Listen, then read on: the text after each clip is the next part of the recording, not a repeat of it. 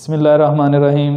Dear first year students, आज हम अपने चैप्टर नंबर 8 के 4th लेक्चर का आगाज़ करते हैं। आज के हमारे लेक्चर के की पॉइंट्स हमारे सामने हैं। आज हम बात करेंगे रिप्रोडक्शन इन फंजाई पर। तो रिप्रोडक्शन फंजाई में हम देखते हैं दो तरह के मेथड्स रिप्रोडक्शन के मौजूद हैं। एक जिसे हम कहते हैं एसेक्सुअल रिप्रोडक्शन और एक है सेक्सुअल रिप्रोडक्शन। एसेक्सुअल रिप्रोडक्शन को हम डिफाइन करते हैं a type of reproduction no gametes formation, ऐसी रिप्रोडक्शन जिसमें गैमीट्स फॉर्मेशन ना हो, सिर्फ एक ही ज़िंदा जानदार से नए ज़िंदा जानदार पैदा हो जाएं और इस अमल में जीन्स के अंदर वेरिएशंस नहीं पैदा होती। क्यों कि एसेक्सुअल रिप्रोडक्शन का जो मेथड है ये माइटोसिस के ज़रिए से, सेल डिवीज़न के ज़रिए से होती है। इस तरह से अगर हम देखें तो एसेक्सुअल रिप्रोडक्शन के जो डिफरेंट मेथड फंजाई में पाए जाते हैं वो 4 हैं। सबसे पहला मेथड जो है इसे हम कहते हैं it is the spore formation, और इसी तरह से सेकेंडली हम देखेंगे what is the conidia formation, and third step is the fragmentation, and fourth one is the budding. These are the 4 different methods of asexual reproduction in the fungi. तो सबसे पहले हम डिस्कस करते हैं स्पोर फॉर्मेशन क्या है।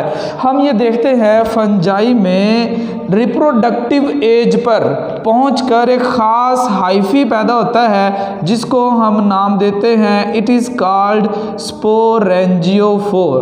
The specialised hyphae sporangiopore, a specialized hyphae that is used to produce a asexual reproductive structure that is called sporangia. That is called sporangia. It is called sporangiophore. A hyphae that produces sporangia is called sporangiophore. And what is the sporangia? Sporangia is the asexual spore producing structure that is globose or spherical. It is globose or spherical in structure. इसको हम define करते हैं it is called sporangia. And the spores that are produced inside sporangia, spore produced inside sporangia, it is called sporangiospores, or simply they can be called as the spores. So it is the simple method, or it is the asexual method in which a fungi produces a specialized reproductive structure, and the specialized reproductive structure that produces the spore is the sporangia, and a specialized hyphae that produces the sporangia, it is called sporangiospore. And the spores that are defined as the tiny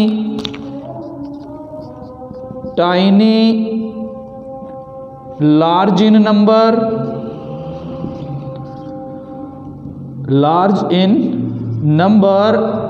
and these all are the haploid spores.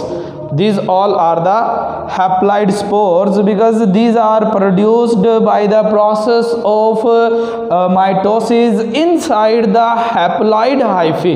Means the fungus that is used to produce the asexual spore, the hyphae is haploid. That is why it produces the haploid spores by the process of mitosis. So it is called the spore formation. अगर इसको हम diagrammatically देखें तो इसकी diagram हम इस तरह से बना सकते हैं। सपोज किया कि ये एक स्पेशलाइज्ड हाइफी था जो कि फंगस की ग्रोथ के बाद, वेजिटेटिव ग्रोथ के बाद अमर्ज होता है above the surface of the substratum, and it produces a spherical globose or ball like structure. It is called sporangia. It is called sporangium. Singular is the sporangium and plural is the sporangia, and it is the hyphae that produces the sporangia. It is called sporangiophore, and a hyphae that emerges outside the substratum, and at its tips a globose ball like structure is produced in which a large number of spores are produced. It is called the sporangiosspore, or simply you can say these are the spores. हम इनको कहते हैं कि the spores जो कि produce हुए हैं sporangia के अंदर, लिहाजा इसलिए हम इन्हें कहते हैं these are called स्पोर्स। तो इस तरह से एसेक्सुअल वे और मेथड के जरिए से स्पोर फॉर्मेशन का प्रोसेस मुकम्मल होता है रिप्रोडक्शन का। नेक्स्ट टाइप इसको हम कहते हैं it is called conidia formation, और they can also be called as the conidiospore. As like the sporangium develops on a specialized hyphae that is called sporangiophore, in the similar way conidia develops on a specialized hyphae that is called conidiophore, a hyphae that produces conidia, it is called conidiophore. And conidiophore, it is a cluster or chain. The conidiophores are produced in clusters and chains, and these spores are naked spores at tips of specialized hyphae that is called conidiophore. It is called conidia or conidiospore. It is called conidia or conidiospores. So it is the definition of the conidia or conidiospores। यानी हम देखते हैं conidia formation में एक ख़ास specialised hyphae develop होता है, और ये हाइफी चेन्स और क्लस्टर्स डेवलप करता है जिनकी टिप्स पर ख़ास तरह के हम देखते हैं स्पोर्स डेवलप होते हैं जिनको हम कोनिडियोस्पोर्स कहते हैं। डायग्रामेटिकली अगर देखा जाए, सपोज किया कि ये वो फंगस का हाइफी था जो कि सबस्ट्रेटम से अमर्ज होता है, आउटसाइड द सरफेस ग्रो करता है फंगस के सबस्ट्रेटम से, और इसकी टिप पर हम देखते हैं एक स्पेशलाइज्ड हाइफी डेवलप हो जाता है जो कि ब्रांच्ड या हम कहते हैं चेन्स की फॉर्म में, क्लस्टर्स की फॉर्म में स्ट्रक्चर्स डेवलप करता है। These are called conidiospores, and these conidiospores develops at the tips of these specialized hyphae. That is why the conidiospores are not protected in the walls of sporangium as in the spore formation stage।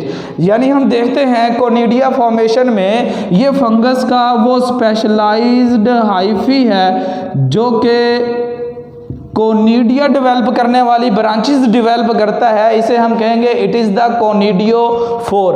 और इसी ही तरह से ये जो हमारे पास spore पैदा हुआ, ये वो ब्रांच और क्लस्टर की फॉर्म में चेंज हैं, इनको हम कहते हैं these are the conidium, these are the conidium, and at the tips of the conidium large number of the conidia or conidiospores develops by the process of mitosis, because it is the asexual method of reproduction, because these spores are also produced on a haploid hyphae, so the process of cell division takes place by mitosis। हम देखते हैं कि fungus का ऐसा haploid hyphae जो अपनी reproductive stage पर पहुंचता है कोनिडियोफोर डेवलप करता है, जिसकी टिप्स पर चेन्स के अंदर, क्लस्टर्स के अंदर कोनिडियम्स डेवलप होते हैं, और इसी तरह से उस कोनिडियम की टिप्स पर हम देखते हैं कोनिडियोस्पोर पैदा होते हैं। These are the naked and these are not protected inside the sporangium,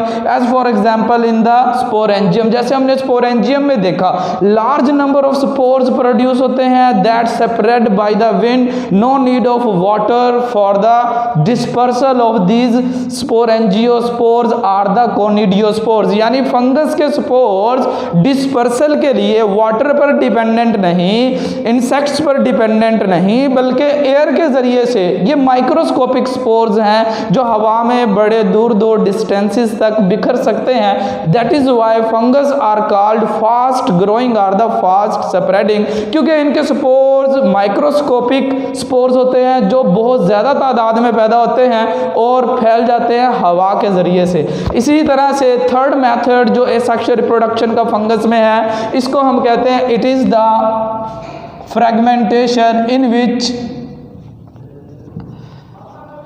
break up of mycelium into fragments. When a mycelium breaks up into a smaller fragments, these fragments grow into a new mycelium. That is why it is called fragmentation. For example, मिसाल के तौर पर देखा जाए, अगर हम ये एक फंगस के हाइफी का एक्सपोज किया क्लस्टर डेवलप करते हैं, अब इस फंगस के माइसीलियम से एक्सपोज किया, हम इसको कहते हैं it is the parental mycelium. By breakage of this parental mycelium, large number of the different fragments produces, and these fragments then develops into a new mycelium. The such type of method of reproduction in the fungi, it is called fragmentation. वो method fungus में reproduction का जिसमें हम देखते हैं कि एक बड़ा माइसीलियम छोटे छोटे फ्रैगमेंट्स में ब्रेक हो जाता है और इन फ्रैगमेंट्स की ग्रोथ के ज़रिए से हम देखते हैं न्यू डॉटर माइसीलियम डिवेल्प हो जाते हैं. इस तरह की जो रिप्रोडक्शन है इसको हम नाम देते हैं इट इज़ कॉल्ड फ्रैगमेंटेशन.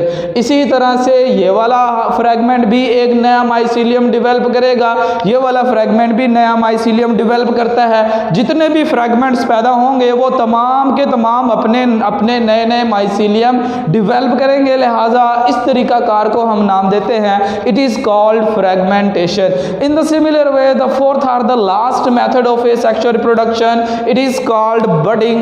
हम कहते हैं कि बडिंग का जो मेथड ऑफ रिप्रोडक्शन है ये पाया जाता है यीस्ट के अंदर. यीस्ट के अंदर हम देखते हैं कि ये एक यूनिसेलुलर नॉन हाइफल फंजाई है. It is called unicellular and it is also the non hyphal, यानी कि इनमें थ्रेड लाइक स्ट्रक्चर मौजूद नहीं होते, सिर्फ एक पेरेंटल सेल है. इस पेरेंटल सेल में हम देखते हैं कि ये इसका न्यूक्लियस है. पहले स्टेप में हम देखते हैं इस पेरेंटल सेल पर एक आउट ग्रोथ डिवेल्प होती है, यानी फर्स्ट स्टेप में हम देखते हैं क्या डिवेल्प हुआ, एक आउट ग्रोथ डिवेल्प होना शुरू होती है. और फिर इसके बाद दूसरे स्टेप पर हम देखते हैं कि इस पेरेंटल सेल का न्यूक्लियस डुप्लीकेट करता है, यानी सेकंड स्टेज पर हम ये देख रहे हैं, सपोज किया कि ये वही सेल अगर हम दोबारा से बना लें यहाँ पर, तो ये इसके अंदर पेरेंटल न्यूक्लियस डुप्लीकेट हो गया और इसी ही तरह से ये आउट ग्रोथ थोड़ी सी और मैच्योर हो जाती है और हम देखते हैं कि ये डुप्लीकेटेड न्यूक्लियस जो था इस आउट ग्रोथ में मूव करके आ जाता है. लिहाजा इस तरह से सेकंड स्टेप पर हम कहते हैं nucleus duplicate and this nucleus then moves inside this outgrowth and a septum is formed between the outgrowth and the parental cell. इसके बाद नेक्स्ट स्टेज पर हम देखते हैं कि ये वही सपोज किया कि हमारे पास पेरेंटल सेल था, ये इस पेरेंटल सेल का न्यूक्लियस है और इसी तरह से ये इसके ऊपर एक आउटग्रोथ जो डेवलप हुई थी. अब हमने देखा कि इस आउटग्रोथ और इस पेरेंटल सेल के दरमियान में ये सेप्टम बन चुकी है. लिहाजा इस तरह से हम कहते हैं by the formation of the septum between the parental cell and the outgrowth after the transport of the nucleus that is duplicated of the parental cell, it is separates the outgrowth cell from the parental cell. तो इस तरह से देखें आप, सबसे पहले step में outgrowth का डेवलप होना, दूसरे स्टेप में न्यूक्लियस का डुप्लीकेट होना, और इसी तरह से तीसरे स्टेप में हम देखते हैं कि अब इस न्यूक्लियस, इस आउटग्रोथ और इस पेरेंटल सेल के दरमियान में सेप्टम की फॉर्मेशन के ज़रिए से एक पेरेंटल सेल अलग हो जाना।